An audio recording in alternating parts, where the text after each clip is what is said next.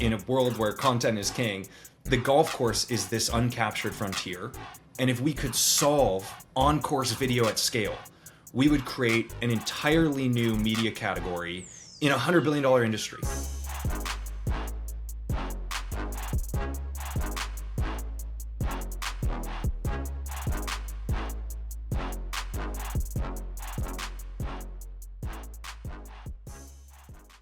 All right, we are back for another episode of Under the Number. Today, we're joined by Will Johnson. Will is the founder and CEO of CourseCast, a company on a mission to bring broadcast-grade media to everyday golf. Will J, thanks for coming on. Thanks, Brent. Thanks for having me. Appreciate your time. Excited to be on the pod finally. Absolutely. All right, break it down. What is CourseCast? What is this product? Yeah, you're a golfer. You've probably played at a Toptracer Range or used a TrackMan over the years. Those have digitized driving range practice. CourseCast digitizes on-course play.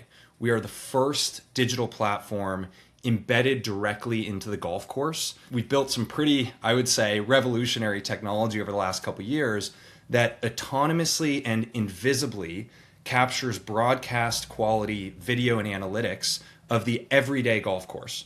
So for golfers, you just play like normal, no gadgets, no apps. You don't even have to know you're playing a CourseCast hole. And we deliver unprecedented access to your on-course gameplay. So you can watch, learn, and compete like you never have before. And we use just discrete, affordable, off-the-shelf cameras mounted in trees that courses can self-install in hours. And for courses, we unlock a lucrative new CRM with differentiated experiences throughout the golf club, like streaming to their clubhouse TVs, premium event experiences, gamified leaderboards with wagering, and a whole lot more. Well, I appreciate you calling me a golfer. I'm still a hack. I'm on a mission still, working on my mission to become a regular bogey golfer. Meanwhile, you are a stick. So I know that you have played and loved golf for a really long time. But beyond just being an enthusiast of the game, how did you really get into this? You know, we go back to studying at Stanford, and probably playing way too much golf. There was a gorgeous golf course on Stanford campus that, you know, many universities that have great golf courses, they're still 40-minute drive from campus. Stanford's is truly on the heart of campus. It was subsidized like $20 a round, and we played way more golf than we probably should have. But meanwhile, I was studying engineering entrepreneurship at Stanford. I'd kind of been a hobbyist videographer my whole life and a lifelong golfer. And it was actually a round of golf I was playing with Micah where I made my first ever hole-in-one. In like a near 30-year golf career, it's like this most amazing moment of my life. I remember everything about it, like the breeze on my skin, the shirt I was wearing, the like screams of Micah and the people on the 12th green who overheard it. And I got this dull photo of the ball in the hole from knee height that, you know, for all you know, I just set the ball in there and took the photo. And it was, to me, such an underwhelming memorial of this amazing high, the best moment in my entire golf career. And it was the first time that it dawned on me that golf is this uniquely difficult sport to capture on video. My iPhone takes amazing videos. I pride myself in, you know, the photos and videos I have in my camera roll, but I simply can't capture golf. I can see a beautiful, you know, view of my swing or of the view from the tee box, but the second a shot is hit, it's gone. And as a result, I and no amateur golfer has ever seen a single one of their own shots the way they see the pros 4 days a week, the way I've watched the pros my whole life. And it really just comes down to the difficult logistics of filming a ball that moves so fast and far. And I became kind of obsessed with this problem statement of, you know, how can we bring every golfer access to broadcast quality video? And I've really been obsessed with it in the background forever.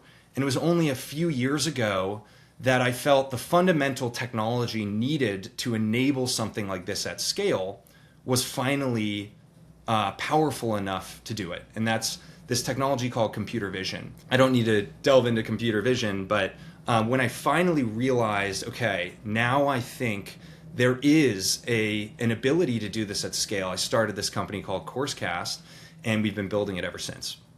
So actually go ahead and double click a little bit on Sure. that maybe foundational shift at the at the computer Yeah. vision level that actually enabled this thing to get off the ground. Golf, there's great golf content out there. The PGA Tour puts on amazing broadcasts. They've spent 30, 40 years building technology originating with the shot tracer invented by a company called Tracer, which eventually became Toptracer. That was the first kind of breakthrough in golf broadcasting that allowed you to actually see what was happening. But over the years, they've done so much, and they put on these great broadcasts, but they take a village. They're truckloads and truckloads of infrastructure. They're hundreds of volunteers. They're miles of cabling, and just manual data entry, a million things going on. I actually went to a small NCAA event held at Pasatiempo where NBC puts on like one of their pseudo broadcasts. It's like 4 holes of coverage or so. They had flown in and housed 50 broadcast personnel to put on a 4-hole broadcast. Crazy. My dad, through a mutual thing, has played a couple rounds of golf with Lydia Ko, perennially one of the best LPGA tours in the world. And she's actually made a hole-in-one in an LPGA major that wasn't captured on video. Huh. No way. The PGA Tour is like the only tour, the only events in the golf industry that justify the massive expense that go into putting on an 18-hole broadcast. And as a result, many LPGA events, your other tours, your NCAA, those events go uncaptured. It's simply because of how difficult it is to scale up the technology required to put on broadcasts.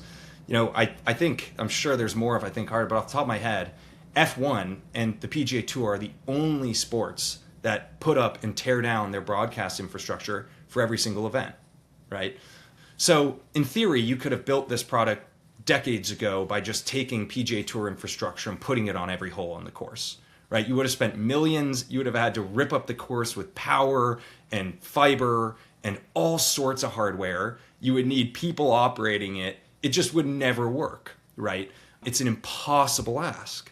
Well, there's this technology called computer vision that's really, sure, you could trace it back going 15, 20 years, but like any subset of AI, over the last few years, it has really skyrocketed, even in just the last 6 months.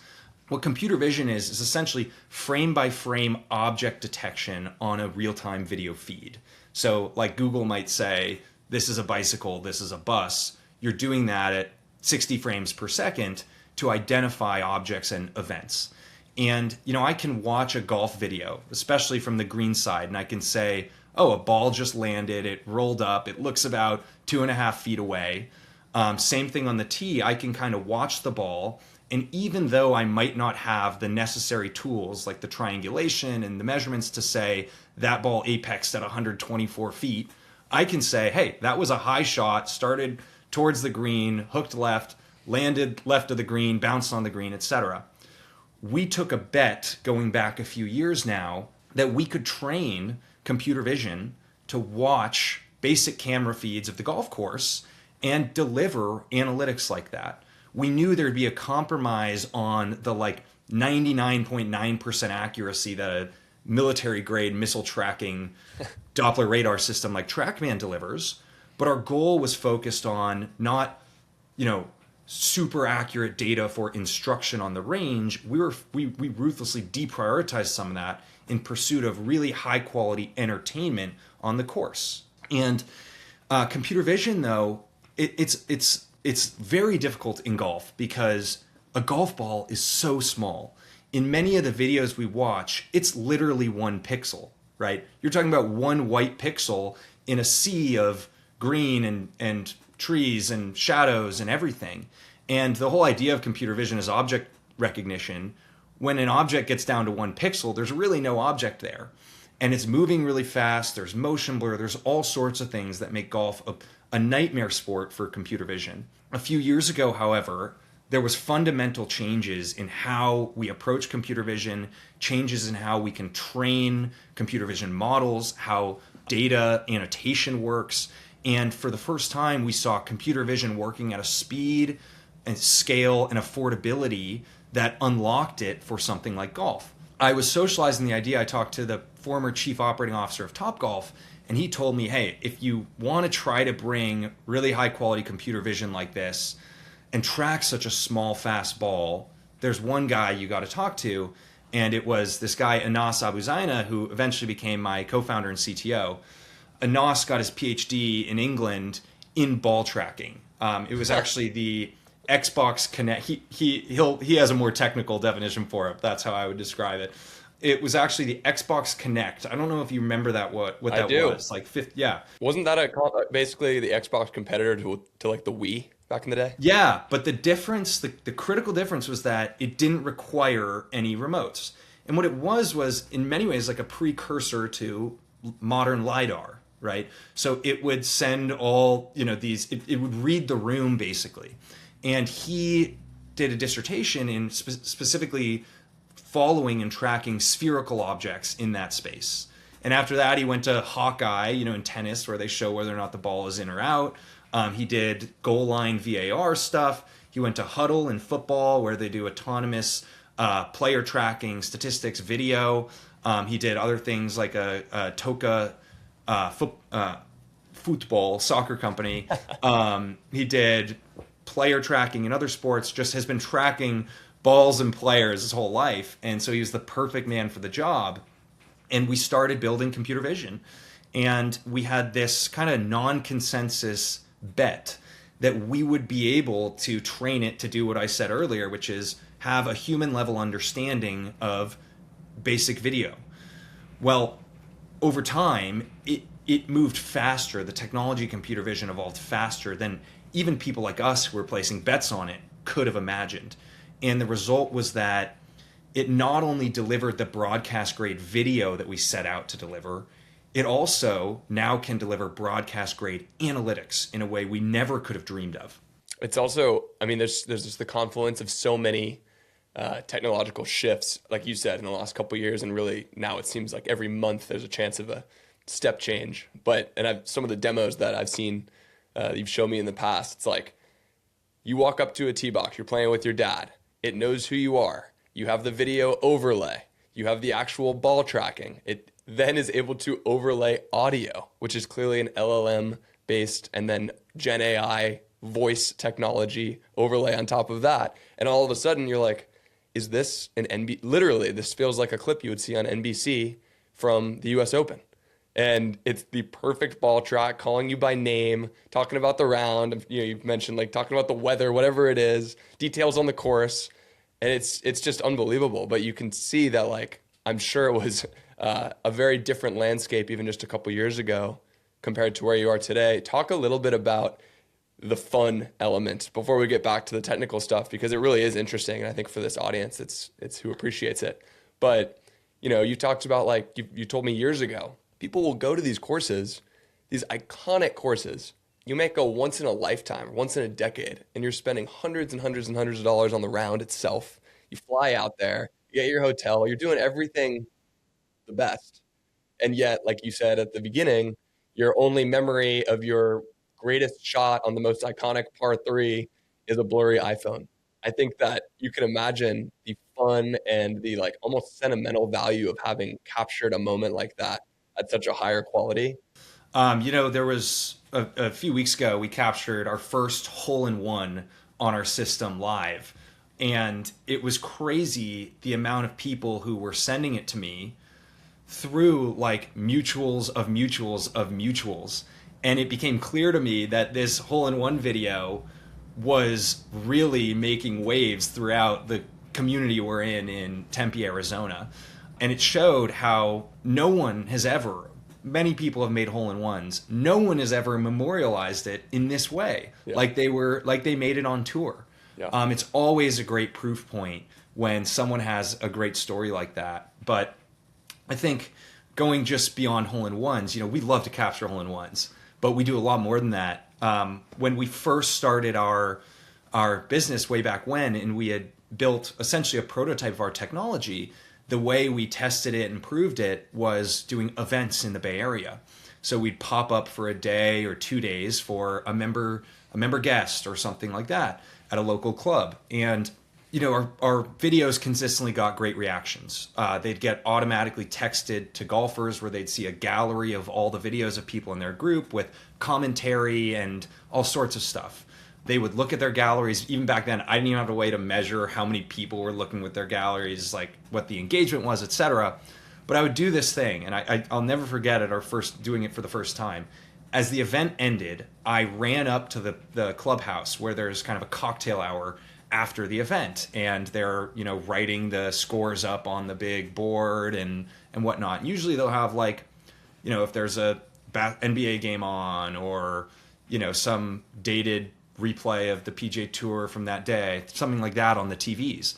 Well, I put up on all the TVs a loop of all the shots that everybody had hit, right? And they have their name graphics in the top left like you'd see on tour, and very quickly it amasses like a semicircle around this TV. And maybe one of the best things I did was put it right behind the bar. But when you play golf, especially in an event like this, at a private club, let's say, but at any club, everybody there. 80 people or more playing in this event. You only get to see the shots of the 4 people, 3 others that you played with. You have no idea what maybe your best friend in another group did. And you're so curious at first to see yourself, but then to see everybody else. And so there's like a semicircle of everybody, 100 plus people that formed around this TV. And it was like a chorus of oohs and ahs, like watching fireworks, as these shots come up on the TV. And so it'll go to the next shot. There's like a graphic, like a Sports Center wipe, Yeah. And then in the top left, before they've hit their shot, they're just setting up for it for a few seconds. You see the name, and you see like Vince Sikowski, and you're like, instantly everybody looks around the semicircle to find Vince. They're like, "Oh, VSAC, how'd you do?" And boom, you see his tracer line. It's great. It cuts to the green angle and zooms in and shows his ball rolling up to 5 feet from the hole, and everybody's going, "Hey!" like lifting their drinks in the air. And then another person comes on, and maybe they hit a shank, and it's just as fun. People are going, "Boo, boo," and his buddy's grabbing his shoulders. And that was like the first time I realized, wow, we have something really, really fun here. So many people build businesses where you get it to 1,000 customers and they kind of like you. And I think it was like Sam Altman or someone who had this quote, like, and I'm going to mess it up, but the gist is there. It's easier to turn 100 users that love you into a million users that love you than it is to turn 1 million users that sort of like you into 1 million users that love you, right? And it was those really early signals that made me confident if we could solve the technology problem and get this to work at scale, we were going to have a great reaction from golfers. It's awesome. I mean, it makes total sense. I can picture myself in that clubhouse watching that scene very easily. So I want to get back later into some of the social network elements and things that will seem to definitely be coming downstream of capturing this video in this way and having that data and all the bells and whistles that are now easily attached on top of it. But before that, 2 questions, kind of getting into more of the nuts and bolts here. One is talk about the hardware. Like, how does this actually work? You mentioned like the standard is very tons of humans involved, big teams, lots of friction, and expensive. You're obviously trying to solve for that. So 1, talk about the hardware. And 2, just talk about the business model. You're selling to these clubs and these courses. Walk us through that though. Sure thing. Our mission from the start was to democratize access to high quality on-course video. I fundamentally believed in a world where content is king, the golf course is this uncaptured frontier. And if we could solve on-course video at scale, we would create an entirely new media category in a $100 billion industry, right? From good to YouTube golf, like these things are exploding. No doubt. We wanted to give everybody access to that. And so from day one, it was critical that this was scalable, right? In theory, again, we could have spent a few $100,000 bringing broadcast infrastructure to one hole, but that wasn't achieving our underlying mission of bringing this to every course, whether it's a municipal course down the street or Pebble Beach. And in order to do that, we had to think outside the box. We looked at the technology going into the tour broadcasts. We looked at the technology going into Toptracer Range, TrackMan, etc. And we realized the course itself is a different beast. The driving range is always the same layout, no matter what driving range you go to. Bays are small and they don't move. Yep. It's weather controlled. It has access to power. In many ways, in a controlled lab for building technology. The course is like the Wild West. It's 150 to 200 acres for many courses. Yeah. There's no power. There's no internet. The tees move. The flag moves. No two holes look the same, right? You simply can't transplant the technology used on the driving range to the course. And that's part of the reason why broadcasts cost so much money to put on. It's like a bespoke problem every single time. So we knew the course demanded a distinct technical approach. And that's why we chose this concept of computer vision, because we knew we were embracing some pretty darn difficult technical challenges. But the beauty, if we solved that software layer and were able to produce broadcast video, we had this dream lightweight hardware layer, which was off-the-shelf parts, simple parts, just cameras, non-invasive parts, like no cabling, all wireless and more. So we had to kind of do the few years of work to build that software layer. But now what we've earned is the right to scale with a featherweight footprint. And here's exactly what it looks like. On any par 3, we put one camera behind the tee and one behind the green. They're solar powered. They're completely wireless. So they require no pre-existing power. They require no pre-existing internet out at the hole. We put a computer that does local compute in the clubhouse. It could be in a server room, in the GM's office, really anywhere. So it connects to the existing Wi-Fi network in the clubhouse, existing power there. And the cameras run completely autonomously 24/7. Because we're using computer vision, we've trained it to detect and measure any shot hit within the camera view. Well, our cameras have 20x optical zooms, so they can be literally mounted 200 yards away. They don't need to be like exactly 15 feet behind you or a TrackMan capturing the area of a golf towel in a very specific location. And they therefore adapt to the convenient layout of any par 3, right? If there's a tree over there or over there that makes sense, we put them there and they don't care. You know, they're basically ambivalent to the layout of a hole, which makes them integrate to any par 3, which was critical for scale. Now, when we were designing this whole, or when we were opting to bet on this concept of computer vision, we didn't kind of do that blindly. I had talked and built great relationships with dozens of local GMs. Like one great ally of mine was the director of golf at Stanford, Conrad Ray, and other really some high profile, some low budget courses in the area. I was close with all their kind of general managers, some of the owners, to understand what their big concerns were. One of the courses we had a great partner with was Pasatiempo. Pasatiempo is this elite golf course in Santa Cruz. They don't even put benches on the course because of the aesthetics, right? They want a really pristine nature landscape. That's an extreme example, but in general, golf courses are an escape into nature. You don't want to turn your course into this tech hub, right? We've known that from day one. And so we've known we can't build, if we built something that feels like you're in an arcade on the signature par 3, there might be a few courses in Vegas that go for it, but we again aren't achieving our mission of scalable broadcast grade media for everybody. So we knew computer vision was this unique technology where we could be hundreds of yards away and it's no different from being 10 feet away. And so we've really done all of this to earn that access to lightweight infrastructure. All right, well, I'm assuming there was probably one or two standout like aha moments where you felt or you got a piece of feedback that told you we might actually have something here. Is there anything that specifically comes to mind on that front? Yeah, there actually is. So when you took this bet on computer vision, and the first step with training computer vision model is getting data. we looked online for public source, open source, like golf videos and whatnot, and there's just nothing that was exactly what we want. We decided we need to capture our own data. And a great partner of mine, Conrad Ray, the director of golf at Stanford, agreed to let me capture data at Stanford Golf Course. Now, obviously, Stanford is very focused on privacy, and you have the right to your own data, as they should be.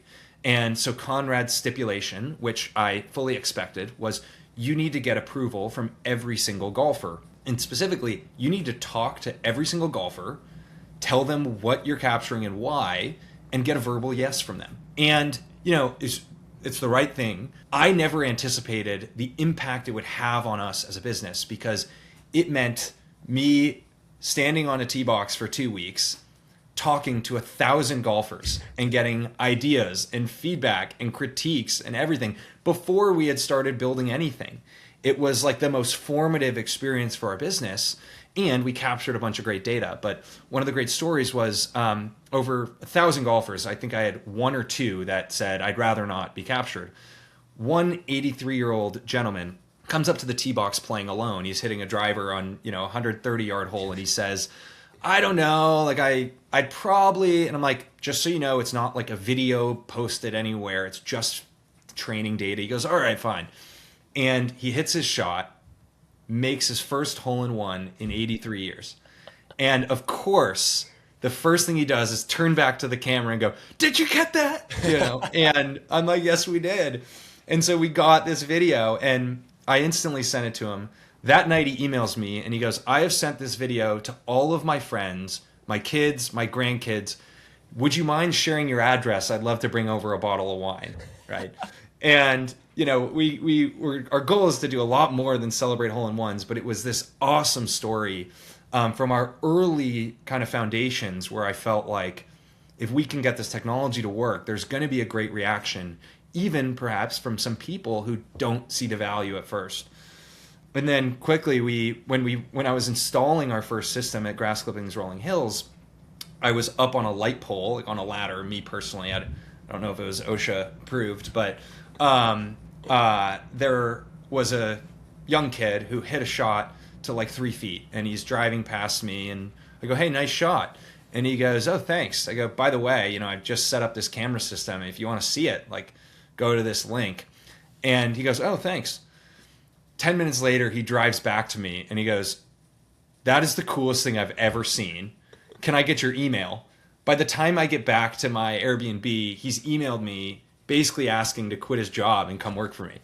And then in our first month of being live, I had that same thing happen from 6 or 7 people asking to literally come work for us, which was just a great reaction from golfers. That's so awesome. Such a obviously great indicator, and so special for the 83-year-old too.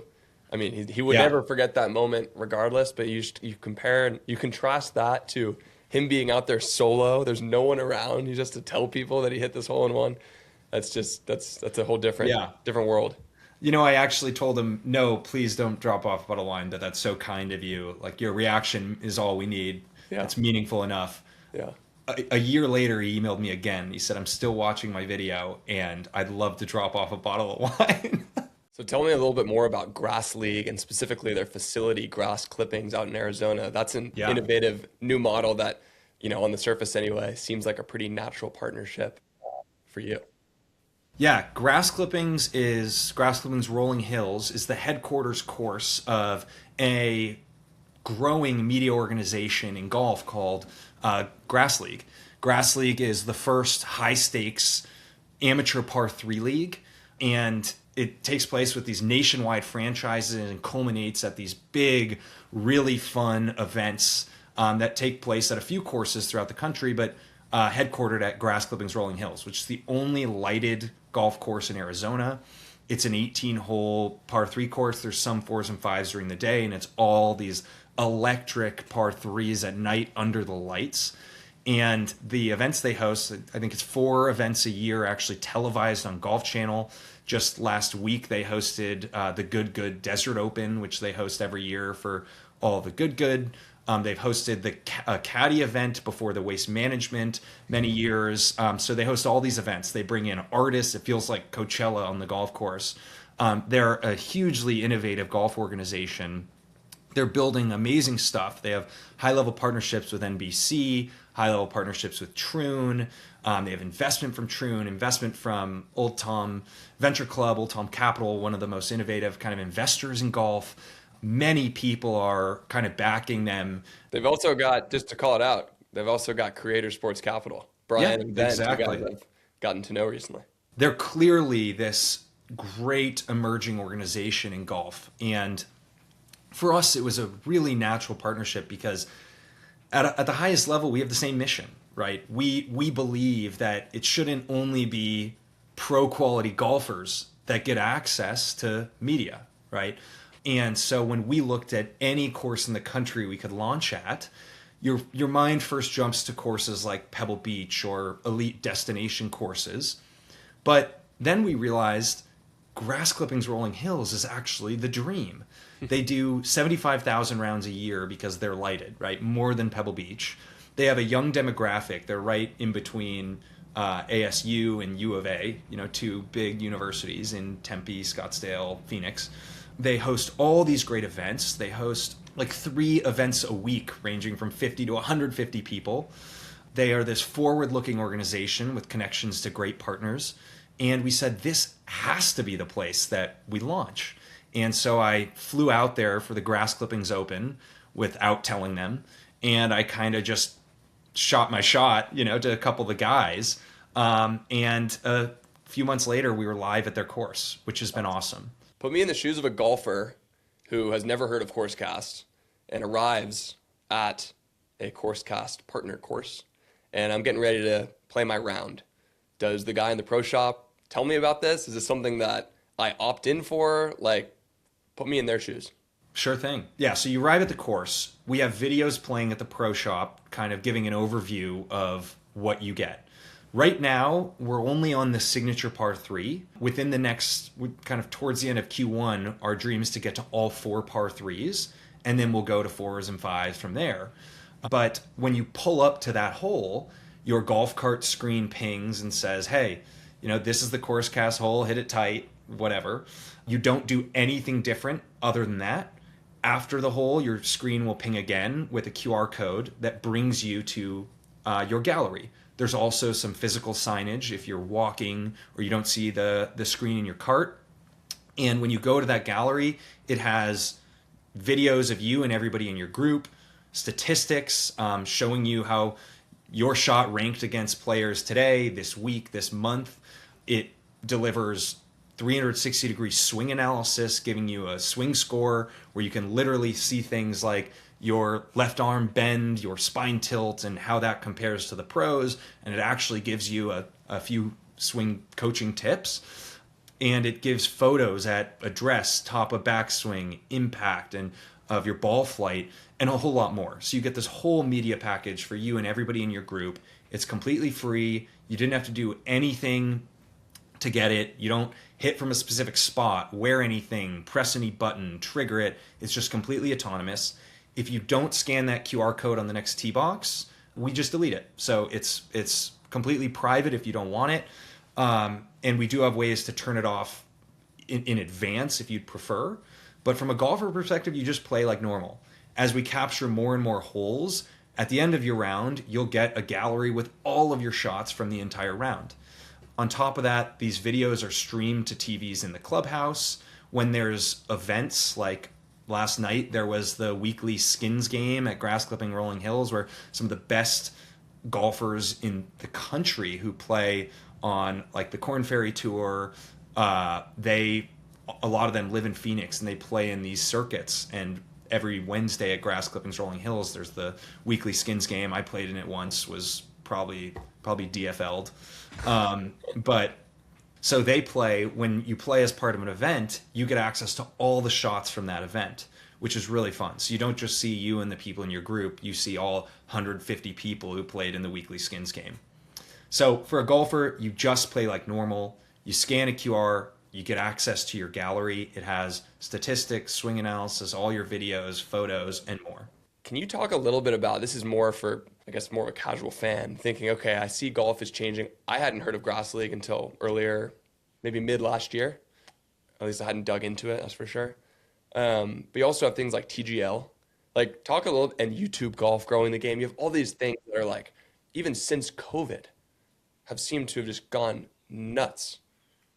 Talk a little bit about the landscape more broadly and how you see CourseCast fitting into these different kind of spokes on the wheel of the game of golf that really is turning faster than seemingly ever before. Yeah.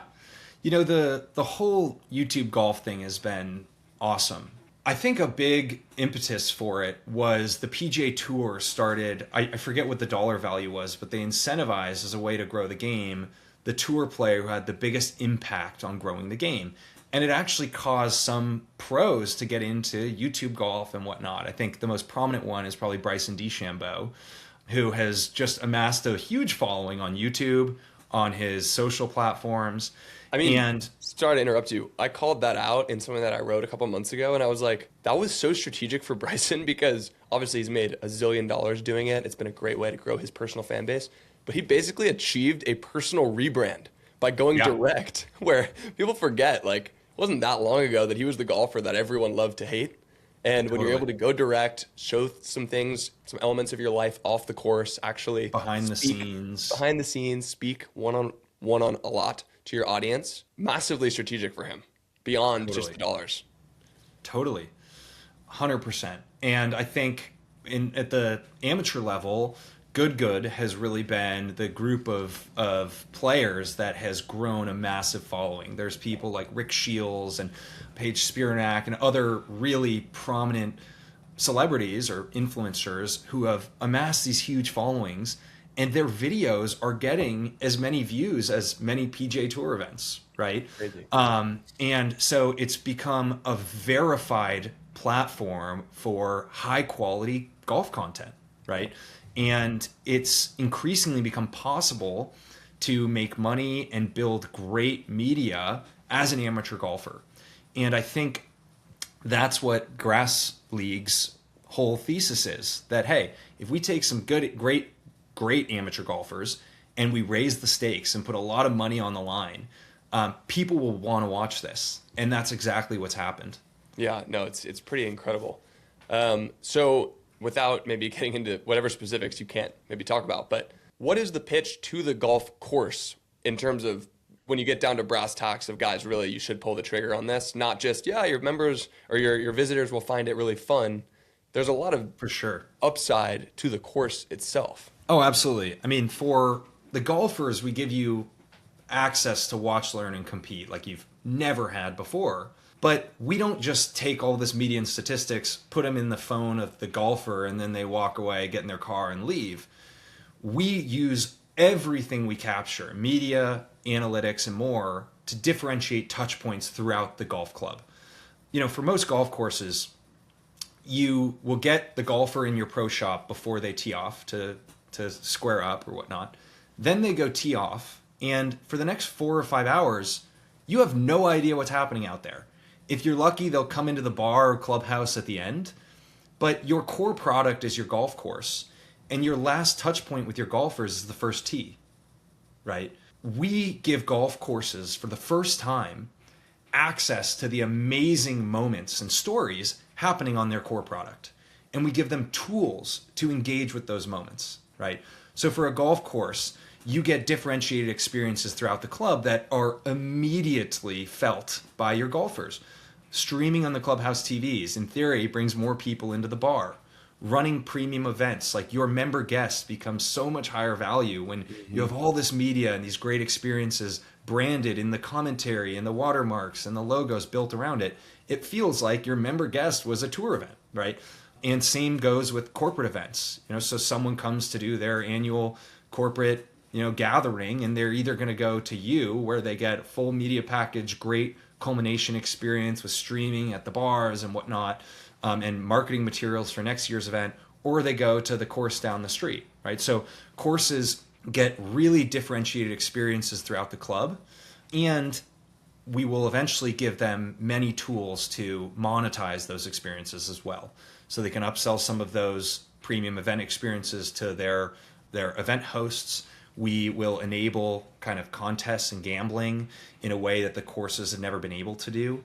Gamified leaderboards and a really differentiated experience where the course can tell what's happening on the course and use it as an opportunity to drive a deeper relationship with their golfers. I was just going to call out a second ago, if you think that someone's home course with the gamification angle and the possibility of gambling, if you and your buddy are regularly playing this course and you think that people aren't going to want a running tally with objective data of who got closer to the pin on the 16th hole, which is their par 3, for $10 around every single time when you're playing with this guy year round, I mean, I think you're crazy. I think every dude would do that. Every golfer would do that. Sure. Our dream is, and this is what we have, at the end of the year or just at any point, you can look back and say, here's how I've played the par 3s, right? Here are my closest shots. Here's a graphic of my shot dispersion compared to yours, right? Here's my average proximity. Here's how often I miss left compared to the typical golfer. Here's how my swing has evolved over the year, how my swing score has improved. Here's the correlation between my good swings and my good shots. We're actually working on standing up an in-house pro, a real pro, in addition to our AI swing tips, where you could subscribe to get feedback every time you play the course, get another drill to work on, and track your improvement over time. So there's tons of value like that to the golfers. And in terms of like the wagering angle that you're talking about, golfers forever, for whatever reason, golf is a gambler sport. There's tons of gambling that happens in golf. It's all peer-to-peer, right? Let's bet $5 on who's closer to the pin here, right? Our system for the first time enables peer to house, right? The house needs statistics, odds, average proximities, verifiable data, like visual evidence of what happened, right? We give access to that. So if I wanted to bet $5 that I can hit this shot within 10 feet, I need to A, be playing with someone, right. B, convince them to take the other side of that bet. With access to great data, verification through video, we now enable a whole nother aspect of on-course gambling, right? We don't consider ourselves a gambling platform, but objectively, when we have high tour quality statistics and video of every shot, there are tons of applications that can happen there for it. Yeah. And the course has an opportunity to take those bets if they wanted to and offer promotions like, a free round of golf to whoever hits at the closest this week on the signature par 3, or a free bucket of balls if you hit it within 5 feet and, come to the bar and cash in, things like that. All those sorts of tools that are impossible when it's simply, you measuring it. One of the funny things is I was talking to a guy who played in an event at Grass Clippings recently, and they had done a closest to the pin contest on one of the other holes. And like any event's closest to the pin, you go up and there's a measuring tape, and you tell, and he had hit this great shot, and he measured out to 3 feet. And at the very end, he goes, "I'm winning that prize. Like, I won the closest to the pin." And someone else comes in at 2 feet 11, and he's like, "They probably beat me, but I would love to see it. I would love to see the video of that because, so yeah, there's a lot of, we're essentially infrastructure digitizing the golf course. And there's a lot of applications that come downstream from that. Yeah, it's a big market. I mean, you pointed out to me, there are 16,000 golf courses in the US, 16,000 plus, and there are about 14,000 McDonald's locations. That was kind of a mind-blowing stat. Yeah, it's insane. And the amount of play per course has never been higher. There is a higher rate of rounds per course in the US than there has ever been in the history. It's because of the reduction of a few courses. I think there's been loss of about 100 courses over the last few years out of 16,000. And there's a huge uptick in play. The game has continued to grow. And the result is that golf courses are seeing higher demand than they ever have. So I know it's still very early here in this CourseCast journey, but you've been at it for a couple of years. When you look back on the last few years, what so far was the biggest boulder that you had to get over? Was it in the story and positioning to these golf course owners and GMs and decision makers? Was it something on the hardware side? Was it dealing with the breakneck speed of change on the software and AI foundation side? What comes to mind? Yeah, it's a great question. I think the underlying computer vision that enables our system was the hardest challenge we've solved in our existence as a company. When we bet on computer vision, it was an unsolved problem in golf, right? It's not like we're building a social media platform and actually bringing the app to life is a solved problem. Like, we can talk about the design of it and the best features, but fundamentally building the app is doable. There's no ifs, ands, or buts about that. When we're building this underlying vision system, we didn't know if it was going to be possible. We didn't know how long it was going to take. We didn't know, what the next steps were.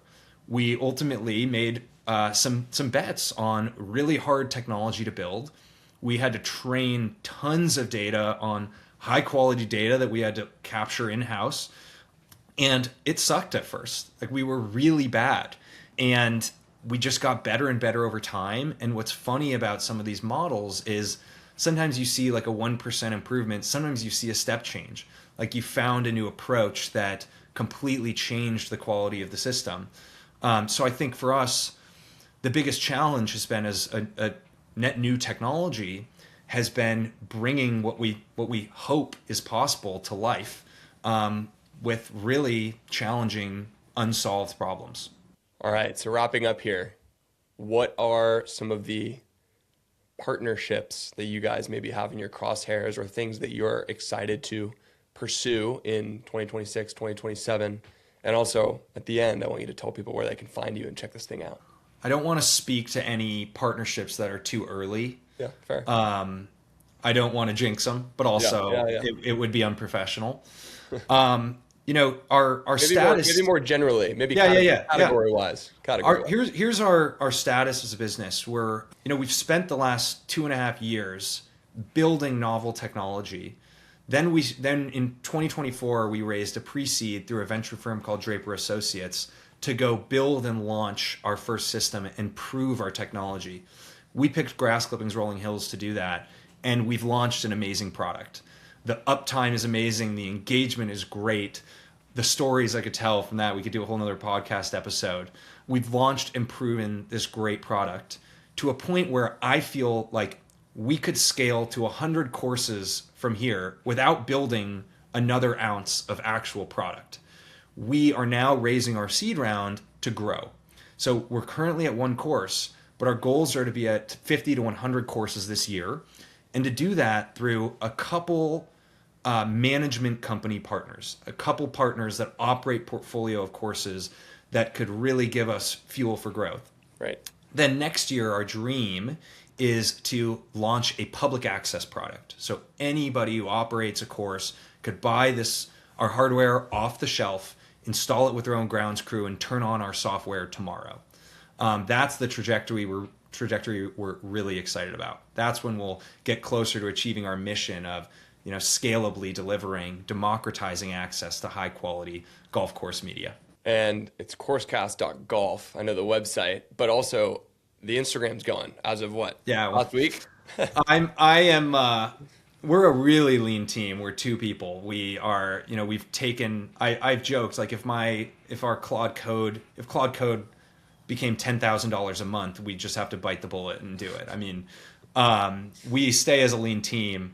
One of the areas of our business that I know we'd get a ton of value from is a social media presence.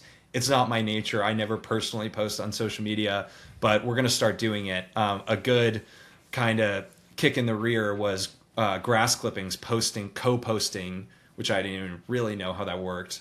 That first hole-in-one I talked about from a few weeks ago, and it's led to tons of interest. The cool thing about our system, we've had it live for just a couple months at 1 course, and we've had 11 courses reach out and say, how can I get this? It's just, some of that is through one viral Instagram post. A lot of it is through people coming and playing at grass clippings, going back to their home course and saying, we got to do this.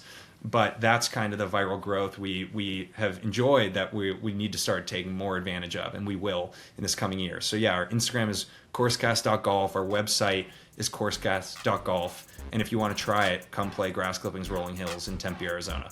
I love it. Well, here's to a huge 2026 for CourseCast. Will J, thanks again for coming on. Thanks, Brent. Appreciate it.